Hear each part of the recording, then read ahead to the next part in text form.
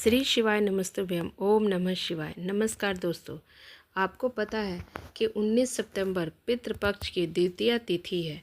पूज्य पंडित जी ने अभी के ही शिव पुराण कथा में 3 सफ़ेद फूल वाला उपाय बताया है। गुरु जी ने 3 बहुत ही चमत्कारी उपाय बताया है, जिसको जो तीन सफ़ेद फूलों से करना है।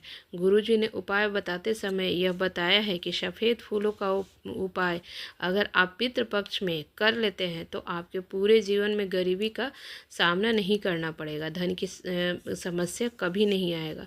सफ़ेद फूल का उपाय कर लेते हैं तो आपके जीवन में चाहे किसी भी कारण से परेशानी चल रही हो, आपका बच्चा पढ़ाई में कमज़ोर हो या नौकरी की तैयारी कर रहा हो, सफलता नहीं मिल रहा है, नौकरी नहीं मिल रही है, तो इस पितृपक्ष के समय में इस सफ़ेद फूल का उपाय ज़रूर कर ले। इस उपाय के बाद आपके बच्चे की सफलता मिलेगी और आपके जीवन के सारे दुख कष्ट मिटेंगे और सुख समृद्धि और वैभव की प्राप्ति होगी। चलिए हम आपको बताते हैं कि उपाय कैसे करना। लेकिन उससे पहले एक आपसे अनुरोध है कि अगर हमारा वीडियो आपको पसंद आ रहा है तो प्लीज़ हमारे वीडियो को लाइक एंड सब्सक्राइब करिए और कमेंट में हर हर महादेव ज़रूर लिखिए। चलिए, गुरु जी ने अभी की ही शिव पुराण में कथा में एक बहुत ही विशेष बात बताई है, जो आप लोगों को मैं बताने जा रही हूँ।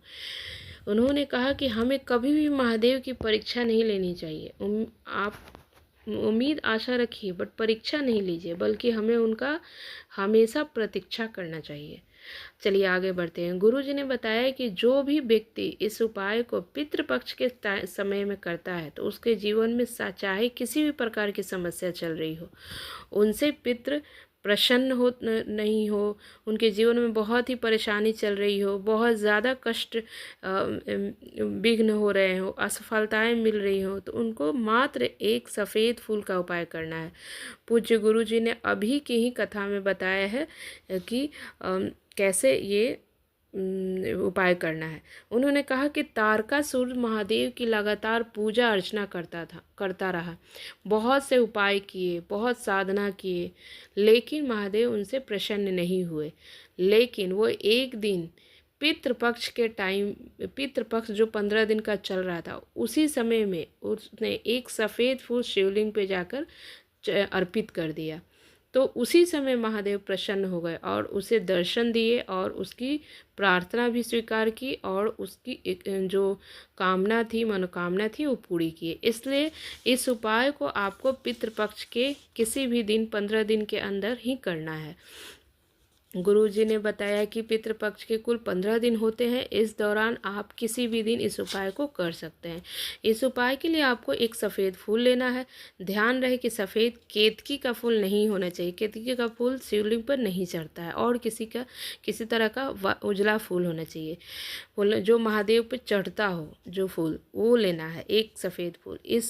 इस उपाय को आप सुबह और शाम प्रदोष काल में भी कर सकते हैं। गुरुजी ने कोई निश्चित समय नहीं बताया है। अब बताते हैं करना क्या है। देखिए, इस एक फूल को आपके पास वाले शिव मंदिर में जाना है और शिवलिंग पर समर्पित कर देना है और वहाँ श्री शिवाय नमस्तुभ्यम का कम से कम 11 या 21 बार जाप करना है और अपनी इच्छा महादेव को बताना है कि आपकी क्या मनोकामना है। गुरुजी ने बताया है कि पितृपक्ष के किसी भी दिन अगर एक सफ़ेद फूल शिवलिंग पर अर्पित कर देने से महादेव प्रसन्न हो जाते हैं और आपके जीवन की सारी दुख कष्ट जो परेशानी हो वो दूर हो जाती है और जो आप इच्छा रखते हैं उसको महादेव पूरा करते हैं। अब चलिए दूसरा उपाय बताते हैं। अगर कोई आपके घर का बच्चा है जो बहुत मेहनत कर रहा है, बहुत दिन से तैयारी कर रहा है, नौकरी की तैयारी कर रहा है, बट उसको नौकरी नहीं मिल रही है, उसकी सफलता जीवन में नहीं मिल रहा है, तो गुरुजी ने बताया कि उसे मेहनत करने के साथ साथ महादेव का भी साथ लेना होगा। मेहनत लगातार वो करते रहे जैसे कर रहे हैं और वो एक ये उपाय करे। इस उपाय के लिए उसको 3 सफ़ेद फूल लेना है और 3 चावल का दाना लेना है। याद रखें कि चावल का दाना बिल्कुल साबुत होना चाहिए, कहीं से भी टूटा हुआ नहीं होना चाहिए, इसका ध्यान आपको रखना है। और ये 3 सफ़ेद फूल और 3 चावल का दाना लेना है और उसको एक कटोरी में रखना है, ठीक है। 3 फूल और 3 चावल के दाने को कटोरी में रख लेना है और उसको उस कटोरी को अपने घर के मुख्य दरवाजे पर रखना है। और पितरों के 3 बेटियां हैं, पितरों के 3 बेटियां हैं, उनका नाम मन में स्मरण करना है। अब वो कौन कौन है वो जान लीजिए। पितरों की 3 बेटियां हैं, मैना, धन्या और कला। उनका नाम याद रखना है, मन में स्मरण करना है, तीनों का नाम स्मरण करते हुए अपना नाम लेना है और अपने गोत्र का नाम बोलना है। आपने जो कटोरी में 3 फूल और 3 चावल रखे हैं उसको लेकर पास के शिव मंदिर में जाना है। वहाँ पहुँचकर 3 फूल और जो 3 चावल है उसको सबसे पहले नंदी जी को स्पर्श कराना है और माता अशोक सुंदरी, आपको तो पता है ना माता अशोक सुंदरी का स्थान कौन सा है, जो जलाधारी जहाँ से पानी गिरता है ना, ऊंचा उठा हुआ जो भाग होता है, वहाँ पे ये 3 फूल और ये 3 चावल के दाना अशोक सुंदरी वाले स्थान पे अर्पित कर देना है। बस इतना ही उपाय है, इतना करना है।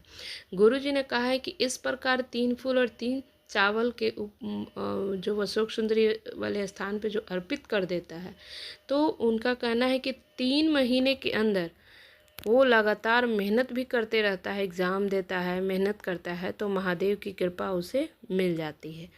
तो एक बार इस उपाय को, बहुत ही सरल और बहुत ही आसान उपाय है, आप ज़रूर कीजिए।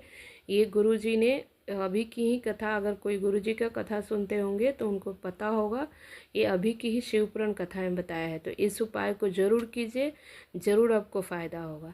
बहुत बहुत धन्यवाद।